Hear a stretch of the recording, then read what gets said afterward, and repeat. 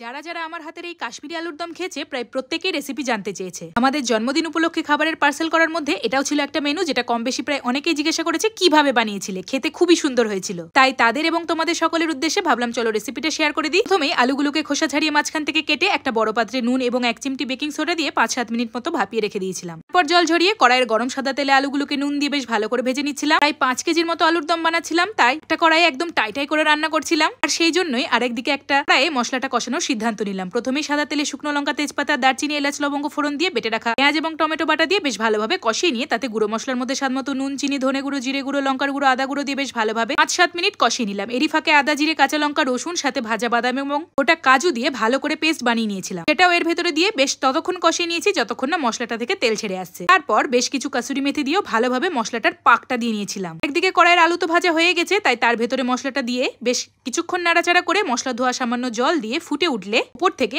বেশ কিছুটা কাশ্মীরি লঙ্কার গুঁড়ো দিয়েছি কালারের জন্য। তবে এই আলুর দমে আমি কোনো রকম হলুদ ব্যবহার করিনি। এভাবে ফুটে গাঢ় হয়ে এলে আরেকদিকে বেশ কিছু কাসুরি মেথি শুকনো খোলায় গরম করে নিয়েছি আর হাতের সাহায্যে ঠিক এইভাবে গুঁড়ো করে এর উপর দিয়ে ছড়িয়ে দিয়েছি। তবে তার আগে কিন্তু অবশ্যই গ্যাসের ফ্লেমটা বন্ধ করে দিয়েছি আর সবশেষে একটু বেশি করে ঘি দিয়ে মিশিয়ে নামিয়ে নিয়েছি। ওই দিন ব্যস্ততার মাঝখানেও প্রায় 30 জনের মতো এই কাশ্মীরি আলুর দমের রেসিপিটা বানাতে গিয়ে তাড়াহুড়োর ফাঁকে কয়েকটা ক্লিপ নিয়ে রেখেছিলাম, যাতে তোমাদের সাথে রেসিপিটা শেয়ার করতে পারি। ওরাও একবার এভাবে বানিয়ে খেয়ে দেখো, মাছ মাংসের সাথে কিচ্ছু লাগবে না, দুর্দান্ত।